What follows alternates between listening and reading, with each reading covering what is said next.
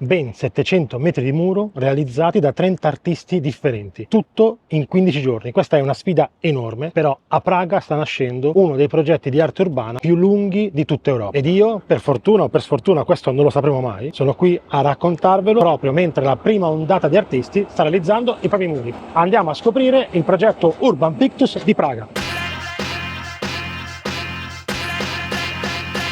Praga la conoscono tutti per le guglie gotiche, per il Ponte Carlo, per lo stile Liberty e dei vecchi stereotipi che ormai non hanno più senso. Però da qualche anno in questa città qualcosa sta cambiando, qualcosa sta succedendo, una cosa che la maggior parte delle persone non va a cercare. Parliamo di muri enormi situati in quartieri che solitamente non trovi nelle mappe classiche, o meglio li puoi anche trovare perché io ne avevo parlato in una guida nel 2018. Si tratta di muri che alla fine oggi si stanno trasformando in arte contemporanea. Il festival che c'è dietro a tutto questo si chiama Urban Pictus. Oggi lo scopriamo assieme, partendo dai muri delle prime edizioni fino al progetto più folle che abbiano mai messo in piedi.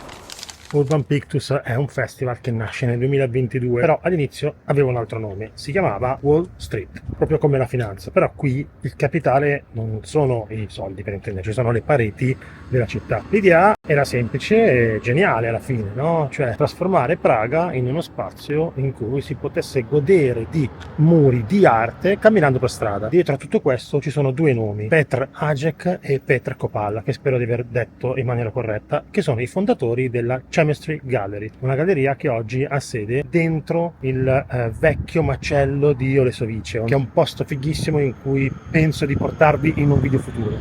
Nella sua prima edizione il festival porta a Praga 5 6 murales realizzati da artisti internazionali. Praga 5 dovrebbe essere Karlina Invalidovna, adesso io sono in Invalidovna. Innerfields, M-City, il Teresi Kasky che andremo a vedere, la leggenda dei graffiti, Michael Scapa che andremo a vedere. Intorno al murale si muove anche un programma di mostre in 4 gallerie cittadine. Questa è stata una mossa intelligente perché l'obiettivo era non solo portare la gente a conoscere i quartieri e vedere i muri dei quartieri, ma anche portarli all'interno delle gallerie, creando quindi un link fra l'esterno e l'interno, un ponte tra quella che è la strada e l'istituzione, tra il writing, la street art e l'arte da museo.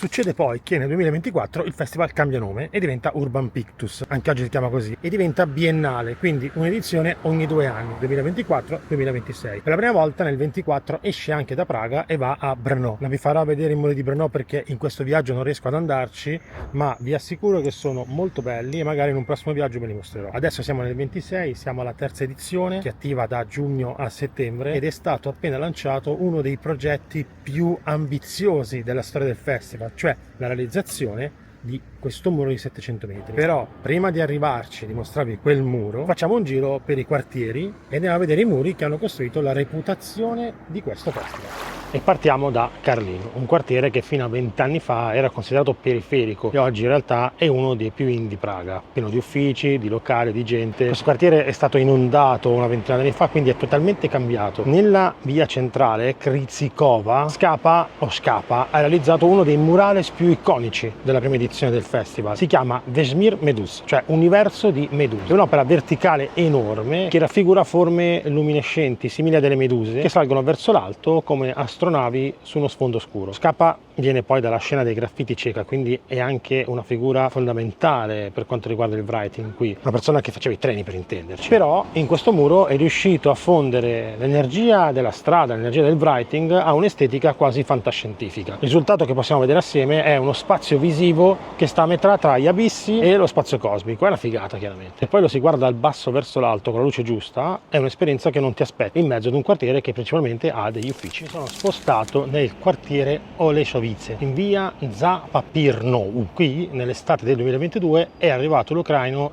Teresi Kasky. Prima erano un duo, adesso da solo, storia lunga, però andiamo avanti. Lui è uno degli street artist più riconosciuti al mondo per il suo stile surreale, ispirato molto alla mitologia, alla fantascienza e alle fiabe. Infatti non è un caso che alla fine il suo nome d'arte tradotto letteralmente significa fiabe interessanti. Sulla facciata che vi sto mostrando ora a capanna ha dipinto una sua opera dal titolo Chasing the Red Demon, cioè inseguendo il demone rosso. Nell'opera si vede proprio una creatura rossa che attraversa il cielo e una figura umana leggermente deformata classico del suo stile, che con dei guantoni da box le sale incontro senza aver paura, utilizzando una scalinata. L'autore stesso ha definito quest'opera come un'allegoria del comunismo sovietico, ma anche della Russia moderna, delle sue ambizioni imperialiste. Non è quindi un murale banale, cioè è un murale che è dedicato all'Ucraina, dipinto pochi mesi dopo l'inizio dell'invasione russa nel 2022. L'artista, che si trovava all'estero quando è scoppiata effettivamente la guerra, ha scelto di continuare a parlare del conflitto attraverso la sua arte in giro per il mondo. Questo è un esempio che ci fa ragionare sul fatto che a volte un muro dipinto dice molto più di 1000 comunicati stampa.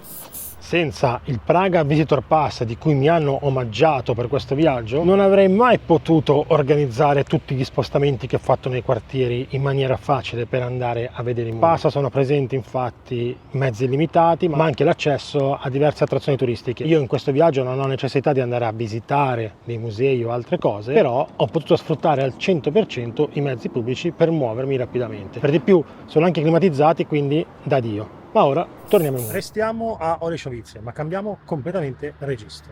Siamo in via Plinarni, questa è una delle vie principali del quartiere, e qui nel giugno 2024 il francese Tim Marsh ha completato un murale alto 22 metri. È enorme, è un palazzo di 7 piani per intenderci, ed è completamente ricoperto da una sola opera. Il soggetto che viene mostrato in questa opera è Sir David Attenborough, più o meno, che è un naturalista britannico che da oltre 60 anni racconta la natura del pianeta attraverso documentari leggendari. L'opera nasce per celebrare il suo 98esimo compleanno, quindi un volto enorme, circondato da animali, in uno stile geometrico, coloratissimo, molto riconoscibile, che è poi la firma di Marsh. Sono voluti tipo 9 giorni, 40 litri di pittura e circa 80 bombolette spray per terminare questo muro. È curioso comunque pensare che proprio a Praga, che è una città conosciuta per le guglie gotiche, ci sia oggi uno dei tributi pittorici più grandi dedicati a un naturalista inglese. Qualcosa che nessuno si aspettava, ma che Urban Pictures ha deciso di portare qui in città.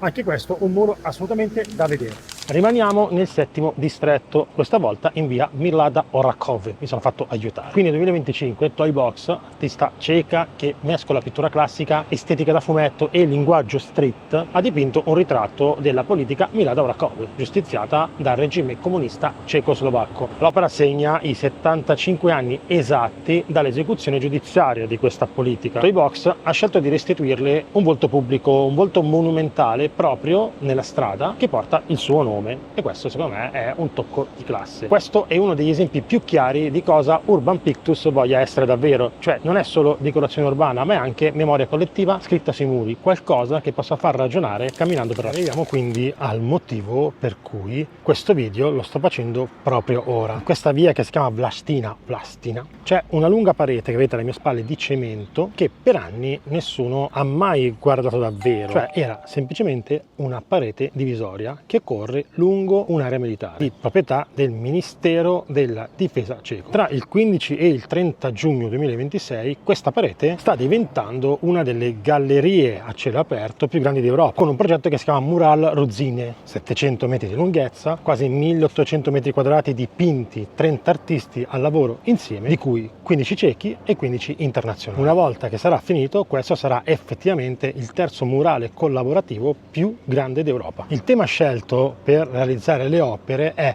la bellezza della città in movimento, ed ogni artista ha realizzato una propria sezione, sono più o meno 7-8 pannelli, ma il tutto viene pensato come un racconto visivo unico, anche se effettivamente molto difficilmente si parlano fra di loro i diversi stili.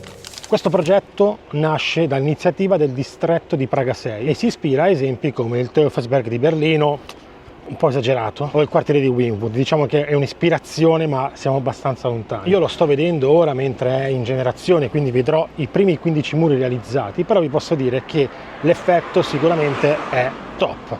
Camminare con dietro o di fianco 700 metri di muri dipinti sicuramente ti cambia la giornata. Andiamo verso la fine. Quello che mi colpisce di Urban Pictures è che non sta semplicemente abbellendo o decorando Praga, no? Sta scrivendo muro dopo muro un diario collettivo, quindi un percorso che cerca di raccontare più storie. C'è la guerra in Ucraina, c'è la memoria di una vittima del comunismo, c'è un naturalista che ha cambiato il modo in cui guardiamo il pianeta, e adesso c'è un'intera periferia che da zona dimenticata è diventata la sede sede di uno dei progetti più ambiziosi che la scena di Praga abbia mai realizzato. Se passi da Praga, quindi non fermarti solo al castello o al Ponte Carlo, che sono bellissimi, esci dal centro, vai a Karlin, vai a Lescevice, arriva a Ruzzine, hai 700 metri di motivi per farlo. Fammi sapere con un commento se per caso sei riuscito o riuscita a vedere alcuni di questi muri, e magari mentre sei qui a Praga fammi sapere, perché io potrei o essere in giro oppure ti potrei indicare il luogo in cui ho attaccato i miei sticker.